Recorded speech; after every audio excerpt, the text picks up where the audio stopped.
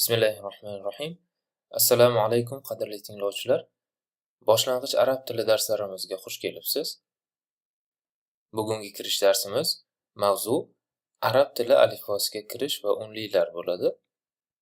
Darsimiz davomida arab tili alifbosida nechta harf borligi, alifbo harflaridagi bir-biriga o'xshash harflar qaysilar ekanligi, o'zbek tilida uchramaydigan arab harflari, unlilar va sukun tushunchasi, so'zlar qanday uslubda yozilishi va o'qilishi haqida umumiy ma'lumotlarga ega bo'lamiz. Arab tili alifbosida 28 ta harf bor. Ularning barchasi undosh harflar. Undosh harflar talaffuz qilinayotganda to'siqqa uchrab chiqadigan harflardir. Ya'ni harfni talaffuz qilayotganda qandaydir bir to'siq bo'ladi hamda keyin harf talaffuz qilinadi. Arab tili alifbosi harflari, mana shu ko'rib turgan barcha harfimiz arab tili alifbosi, har xil ranglar bilan belgilanganlari alifbo harflari. Pastda harflarning atalishi. Arab tilida harflarning atalishi bor va nomi bor. Bu nomi emas. Ba'zi harflarning o'zining nomi bor. Masalan, birinchi harf mana bu yerdagi harfga o'xshab. Bu ko'rib turgan harflarimizning barchasi undosh harflar hisoblanadi hamda alifbo harflaridir. Harflar 28 ta hamda barchasi undosh. Arab tilida so'zlar o'ngdan chapga qarab yozilganligi uchun biz o'ng tomondan boshlaymiz. Birinchi harf alif harfi. Alif, b, t, f, j, h, xo, d, z, ro, z, s, sh, so, do, to, zo, a, g'o, f, qo, k, l, m, n, h, v, y harflari. Alifbo jadvaliga e'tibor bergan bo'lsak, bir nechta narsani sezishimiz mumkin. Xususan, bir nechta harflar bir xil rangda belgilangan va ko'p harflar bir-biriga o'xshash. Hamda bir jinsdan bo'lgan bir nechta harflar mavjud. Alifbo harflaridagi bir-biriga o'xshash harflar. Buni alifbo jadvalida ham ko'rdik. Endi esa alohida bir ko'rib chiqmoqchimiz. Masalan, b, t, f harflari o'zaro o'xshash harflar. Bularni bir-biridan farqlab turgan narsa nuqtalar hisoblanadi. B ga qarasak, masalan, qandaydir bir shakl hamda uning ostida bitta nuqta. T da o'sha B dagi shakl, lekin tepasida ikkita nuqta, pastida emas. S da esa o'sha shaklning o'zi tepasida 3 ta nuqta bilan. Umuman, masalan, J, H, Xo harflari ham xuddi shundoq, faqat nuqtasi bilan bir-biridan ajralib turibdi. D, Z harflari ham ko'rib turganingizdek, Ro, Z harflari ham faqat nuqtasi bilan ajralib turibdi. S, Sh harflari ham, So, Do harflari ham, To, Zo, A, G'o harflari ekraningizda ko'rib turgandek barchasi bir joyda jamlanib turibdi. Payqab olish, ilg'ab olish qiyin emas. Xudo xohlasa bular bilan birma-bir tanishib o'tamiz. O'zi unchalik qiyin narsalar emas. Kirish darsida umumiy tarzda bir aytib qo'ymoqchi edik. O'zbek tilida uchramaydigan arab harflari. Ma'lumki, o'zbek tilida 29 ta harf mavjud. O'sha 29 harfning 6 tasi unli, qolgani esa undosh. Ya'ni 23 ta harf undosh harf o'zbek tilida. Arab tilida esa 28 ta undosh harf mavjud. Bu degani 5 ta harf arab tilida ko'proqdek. O'zbek tilida f harfi yo'q. Z harfi, so harfi yo'q. Do, to, zo, a, h harflari yo'q. Mana shunaqa 6 ta harf va yana va harfi ham yo'q. umumiy tarzda 5 ta, 6 ta harf o'zbek tilida uchramaydi. Yana alifbo harflari jadvaliga bir e'tibor qaratsak, bu yerda bir-biriga o'xshash harflar nuqta bilan ajralmagan bo'lsa ham bir-biriga o'xshaydigan harflar mavjud. Masalan, fa bilan qo harfi bir-biriga o'xshash, shakl jihatdan o'xshash. Fada chiziq teparoqdan, qofda qoda pastroqdan o'tgan. Ka bilan la o'xshash. Faqat kada ichida bir egri chiziq bor. Lada unaqa emas, hamda chiziq pastroqdan o'tgan. Na bilan za o'xshash masalan. Yoki va bilan ro o'xshash. Bir-biriga o'xshash harflar. Aytmoqchimanki, agar bittasini o'rgansangiz, unga o'xshashini darrov o'rganib olasiz. Albatta, talaffuz jihatdan ham bir-biriga o'xshash, qoida jihatdan ham bir-biriga o'xshash harflar mavjud. Ular haqida batafsil harflarni birma-bir alohida o'tganimizda kengroq aytib o'tamiz. Bular alifbo haqida umumiy tushunchalar edi. Endi alifbodan tashqari bo'lgan tushunchalarga kirishsak, biz oldinroq aytib o'tdikki, alifbo harflarining barchasi undosh deb. Endi barcha so'zlar alifbo harflaridan tuzilishligini barchamiz yaxshi bilamiz. Arab tilida alifbo harflari barchasi undosh va endi so'zlar hammasi alifbo harflaridan tuziladi. Shunda so'zdagi barcha harflar undosh bo'lib qolyapti. Tasavvur qilaylik, so'zdagi barcha harf undosh bo'lsa, unda biror ma'no bo'lmaydi. Uni talaffuz qilish ham qiyinlashadi. Masalan, mana bu misollarda K, T, B. Endi bu bosh harflar bilan, masalan, abreviatura qilib o'qiyman desangiz, o'qib bo'lar, lekin ma'nosi yo'q. Masalan, N, T, Q o'qib bo'lmaydi. T, L, B o'qib bo'lmaydi hech qanaqa. O'qib bo'lmasligining sababi bular undoshdan tuzilyapti. Bu yerda unli yo'q. Ayni mana shu muammoni yechish uchun oraga unli tovushlar tushadi. Bu hamma tilda shunaqa. Nafaqat arab tilida, boshqa barcha tilda shunaqa bo'ladi o'zi. Unli tovushlar talaffuz qilinayotganda to'siqqa uchramay chiqadigan tovushlardir. Ya'ni o'zimizga mashhur unlilar masalan a deganda to'siq yo'q. I deganda to'siq yo'q hech qanaqa. Endi undoshlardan so'zlar tuzildi. Unlilarni kirityapmiz endi. Unlilar kirishiga sabab undoshlar bilan tuzilgan so'zlarda biror ma'no bo'lmadi. Uni talaffuz qilish ham qiyin bo'ldi. Ya'ni uni o'qib bo'lmadi. Unlini kiritganimizdan keyin o'sha so'zga ma'no kirdi. Ma'no juda kirmasa ham talaffuz qilindi. Ya'ni talaffuz qilib bo'ldi o'sha narsani. Aynan mana shu talaffuz qilib bo'lganligi uchun ham unlilarni arab tilida harakatlar deb ham nomlanadi. Chunki ular undoshlarni harakatga keltiradi. Arab tilida unlilar harakat deb nomlanishiga ham sabab shu. Arab tilida 3 ta unli harakatlar mavjud.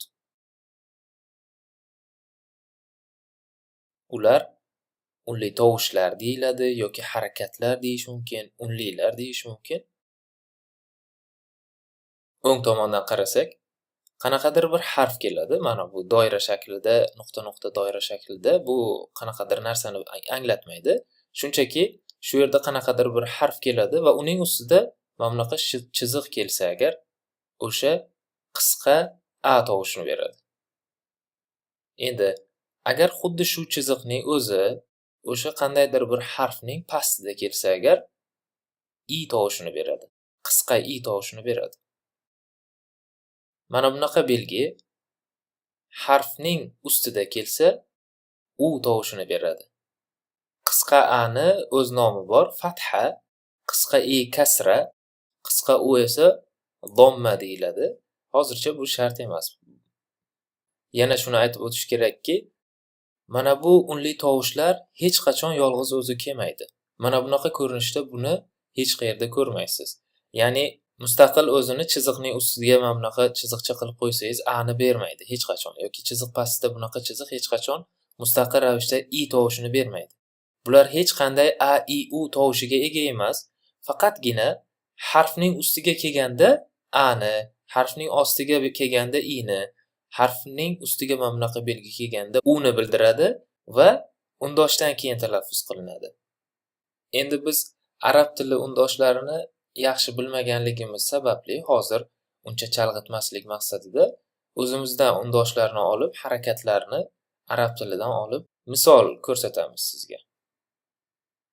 Masalan, mana bu B harfi o'zimizdagi B ustiga mana bunaqa chiziq bo'lsa, A tovushini beradi. Tasavvur qilamiz shu arabcha B va uning ustida mana bunaqa A turibdi. Shunda mana bu ba deb o'qiladi. Birinchi undosh aytiladi va keyin unli aytiladi. Ba. Masalan, o'zimizni T va buni arabcha T deb tasavvur qilamiz. T pastida chiziq. Shunda T deb o'qiladi. It deb emas. Ya'ni birinchi undosh aytiladi, keyin unli aytiladi. Xuddi shundoq M harfi ustida bunaqa belgi. U tovushi edi, bunisi M. Shunda mu deb o'qiladi. Birinchi undosh, keyin unli. Xuddi shundoq. Endi qanchalik oson ekanligini tasavvur qilavering. Siz shunchaki arab tilida M qanday yozilishini, T qanday yozilishini, B qanday yozilishini bilsangiz bo'ldi. O'qib ketaverasiz. Hammasi juda ham oson. Hamma narsaning jufti, hamma narsaning ziddi bo'lgandek, arab tilida harakatlarning ham aksi, ziddi bor. Harakatlardan tashqari yana bir belgi bor. U sukun deyiladi, to'xtash deyiladi. To'xtash deyilishiga sabab haligi harakat deyotganimizga aks ravishda. Shunda buni to'xtash, sukun ekanligidan ham, shundoq ham nima ekanligini bilib olish qiyin emas. Ya'ni sukun harakatsiz harfning ustiga keladigan belgidir. Ya'ni harakat kelmasa bir harfning ustiga sukun belgisi keladi va sukun belgisi mana bunaqa dumaloq bir belgi. Qandaydir bir harf keladi va uning ustiga dumaloq belgi keladi. So'zlar hech qachon sukun bilan boshlanmaydi. Ustiga sukun kelgan harf sukunli harf deyiladi. Ya'ni to'xtalgan harf deyiladi. Bunaqa iboralar arab tili grammatikasi, fonetikasi, tajvid qoidalarida ishlatiladi. Ko'pincha sukunli nun, sukunli mim deb masalan eshitganmiz. Sukunni oddiyroq qilib tushunadigan bo'lsak agar, sukun bo'g'inlashga o'xshaydi qanaqadir. Shuni ta'kidlab o'tish joizki, arab tilida so'zlar bo'g'inga ajratilmaydi. Faqatgina biz o'zimiz o'zbek tili xususiyatidan kelib chiqib, har bir tovushni bo'g'inga ajrata olamiz. Shunga ko'ra sukun bu bo'g'inlashga o'xshaydi desak bo'ladi. Masalan, maktab so'zi. Mana shu so'zda mana maktab ikkita bo'g'in bor. K da ajralyapti. Shu yerda K ning ustida sukun bo'ladi va B ning ustida ham sukun bo'ladi.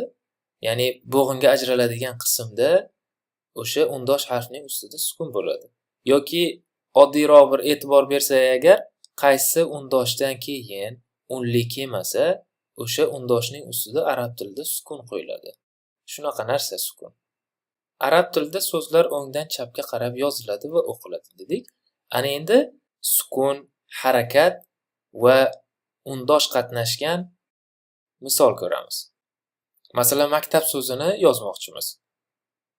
O'ngdan chapga qarab yoziladi. Birinchi undoshlar qo'yiladi. Undoshlardan keyin unlilar, masalan, maktab so'zida ikkita a bor. M dan keyin a bor va t dan keyin a bor. Unlilar a bo'lsa, undoshning ustiga qo'yiladi. M ustida a, ma, keyin k qo'shsak agar, mak to'xtayapmiz. To'xtayotganligimiz uchun ham sukun qo'ydik. Dumaloq belgini qo'ydik. Mak, keyin t, keyin ustiga a qo'ysak, ta, b. B da to'xtayapmiz-ku. Tabi. B da yana sukun bor. Xuddi shundoq. Mak, tabi yoziladi.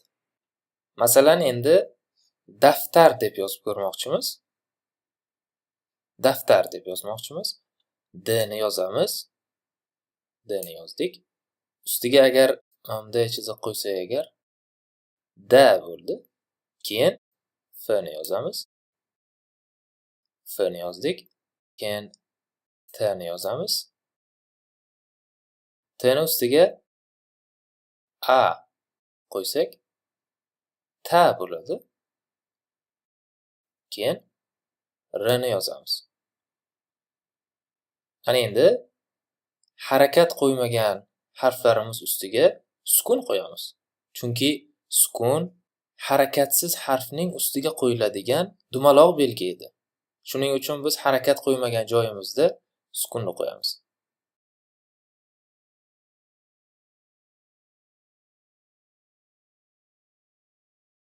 Mana shunday. Juda ham oson. Bu qandaydir bir sizni chalkashtirish yoki masalani qiyinlashtirish maqsadida qilinmayapti. Shunchaki arab tili o'qilish va yozilish mohiyatini sizga qandaydir bir o'zimiz biladigan narsa bilan tushuntirishga harakat qildim.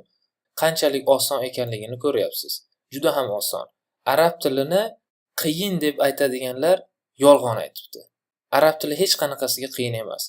Masalan, mana shu darsning o'zida umumiy arab tilining mohiyatini sizga tushuntirib bera oldim deb umid qilaman.